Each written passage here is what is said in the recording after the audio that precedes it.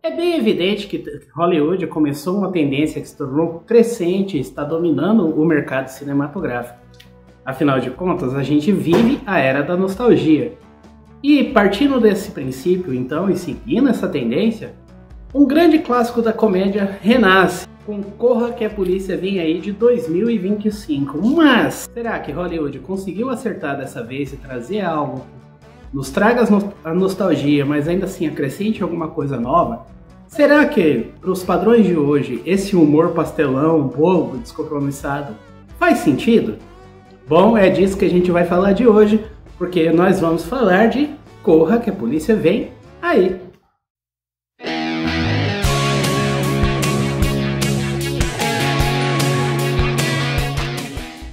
Oi, eu sou o Totô e você tá no canal Tereré Nerd. Se você tá chegando aqui agora, saiba que o nosso canal tá engatinhando, então vem fazer parte da nossa história, da nossa jornada, se inscrevendo aí no canal, comentando o que você tá achando dos vídeos, dando as suas dicas, sugestões, temas que vocês gostariam de ver sendo dito aqui, ou até aquele dica de filme e série que ninguém sabe, ninguém viu e ninguém faz ideia que existe, mas que você gostaria que mais pessoas falassem. Deixe aí nos comentários que eu vou verificar e trazer aqui para o canal.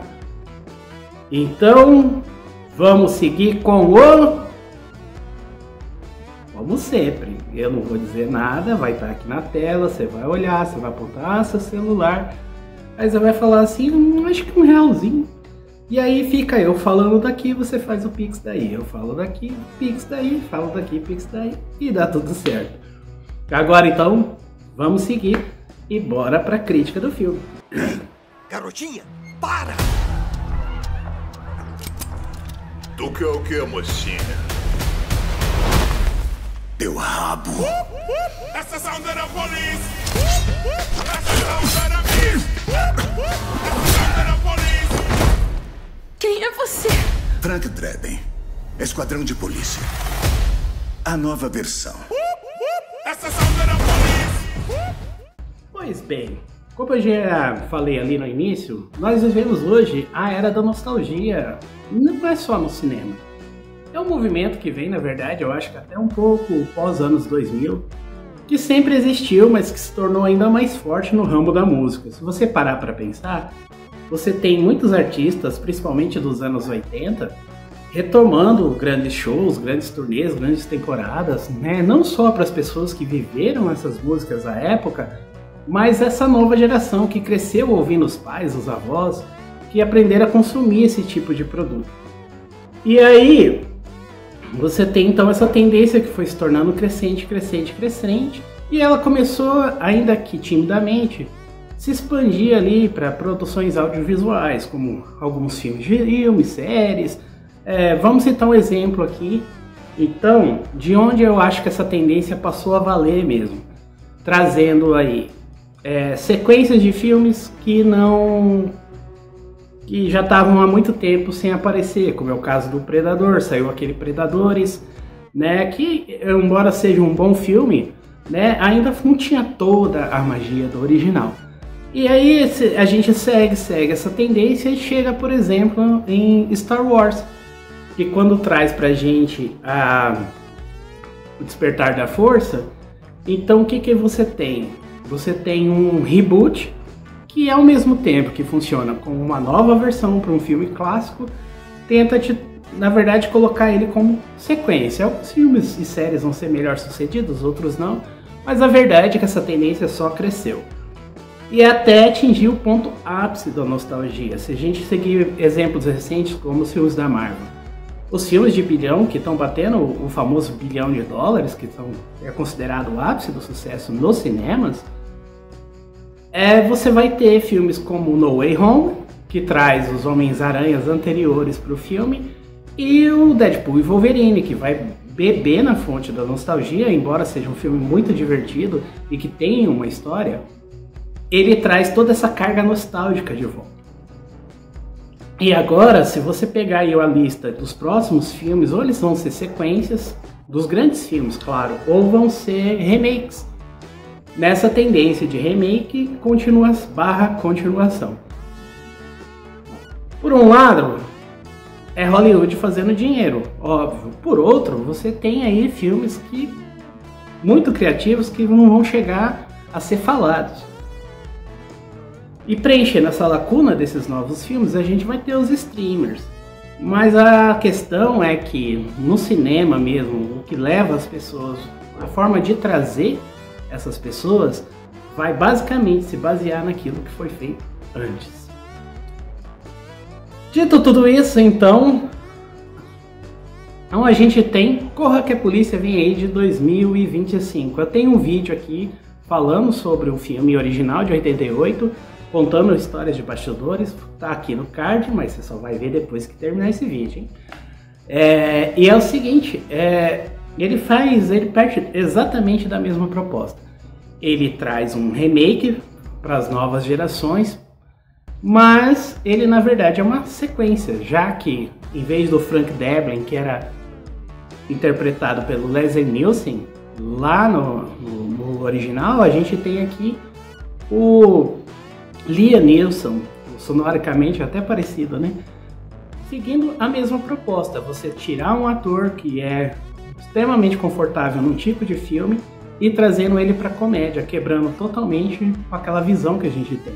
Porque assim como o Nielsen, o Liam Neeson, ele é um ator que já é consagrado por fazer exatamente o mesmo papel de filmes de ação, do cara que você não pode mexer com a família, enfim, você já sabe muito bem. Então você fica, na sua cabeça, é difícil você seguir esse pensamento. Como é que esse cara vai fazer comédia se ele não tem time nenhum para comédia? Da mesma forma, o Leslie Nielsen lá atrás era consagrado em papéis dramáticos. E quando ele vem para Corra que a Polícia Vem, ele quebra com essa vertente. E aqui, para mim, funciona tão bem quanto lá. Então eu vou começar aqui falando justamente disso, sobre a escalação do Liam Neeson para o filme. Quando você começar a ver o filme, vai te causar uma certa estranheza ao ver o Liam Neeson ali. Você precisa de uns minutos para se adaptar a essa nova versão aí do ator.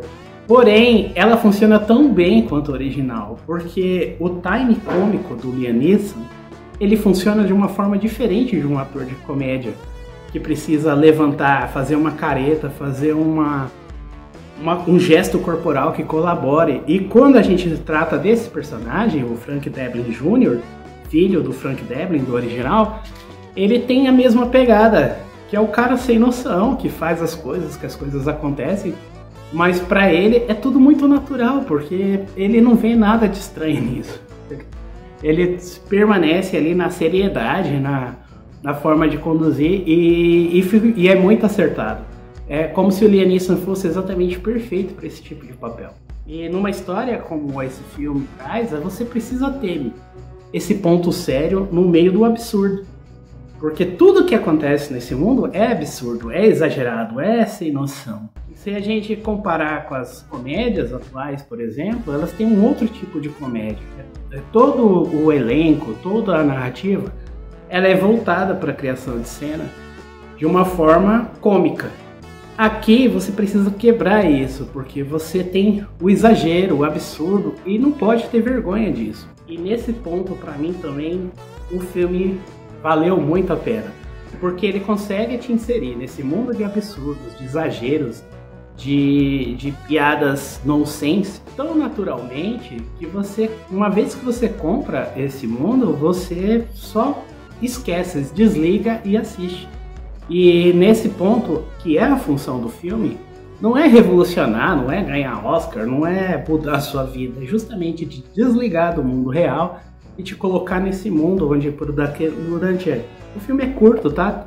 Tem um pouco mais de 1h20, mas durante essa 1h20 você esquece o mundo fora e tá totalmente imerso. Boas piadas, ótimas sacadas. Para você que gosta desse tipo de comédia nonsense, pastelão, ele acerta demais. Porém, alguns problemas do filme, se é que eu posso dizer, é que é o seguinte. Na primeira parte do filme ali, até um pouco antes da metade, ainda dá para sentir que o filme tá com um pouco de vergonha de mergulhar nessa comédia nonsense. Ele tenta até seguir um padrão que casa mais com filmes de de ação com time cômico, do tipo Bad Boys, por exemplo, né, que tenta botar uma história mais densa, mais séria, com momentos de piada, né?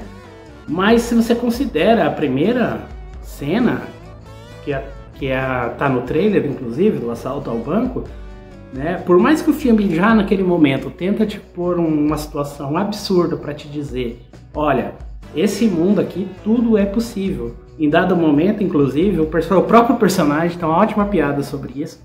Ele diz, sei lá, aqui tudo é possível. E faz todo sentido.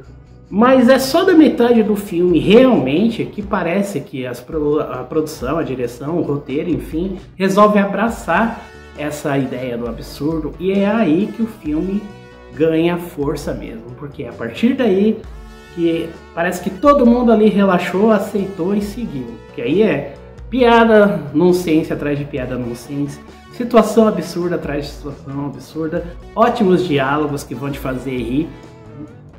E chega a ser até bobo, mas é uma comédia boba, muito boa. Portanto, se você vai assistir esse filme, e você devia ir, vai tranquilo, relaxado e preparado para se desligar do mundo durante essas 1 hora e pouquinho. Com homenagens ao filme original, ele, apesar de ter muitos elementos e acompanham, principalmente as pessoas que viram os filmes anteriores, que inclusive estão lá na Netflix, né, vale a pena dar uma maratonada, você tem essa roupagem diferente, ele destoa um pouco.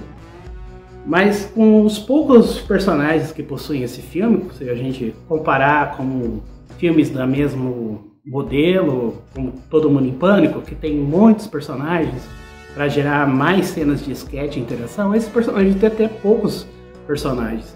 Mas todos os atores que estão ali estão muito bem. São muito bem posicionados, muito bem colocados.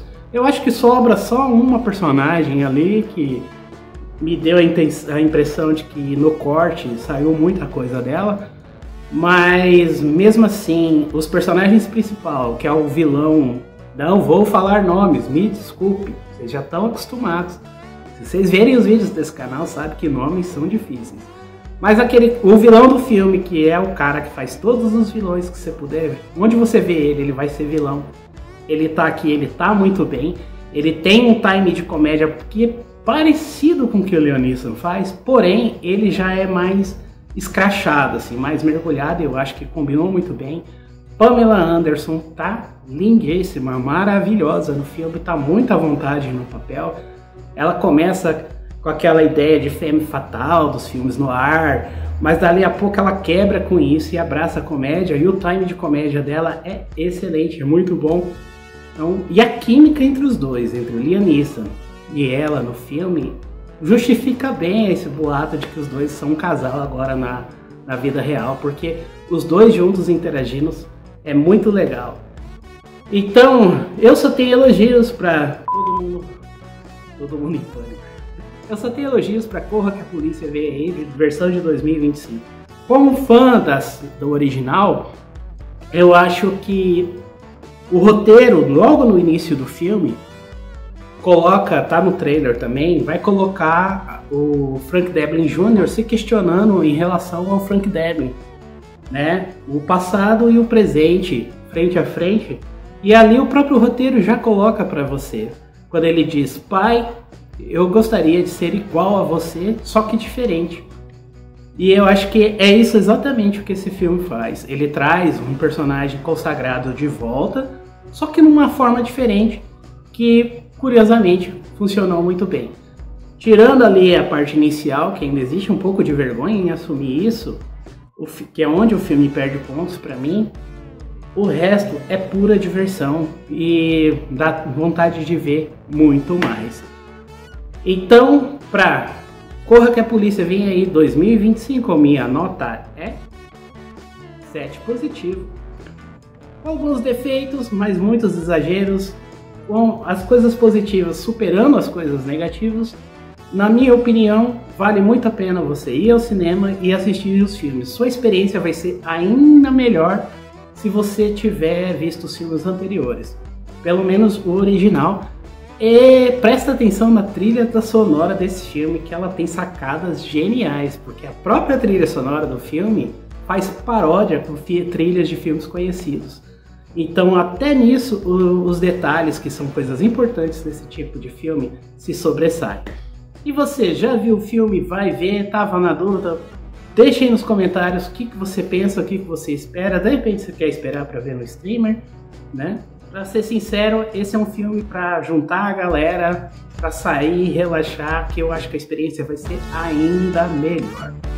Então é isso, eu vou ficando por aqui, você fazendo o pix daí e até!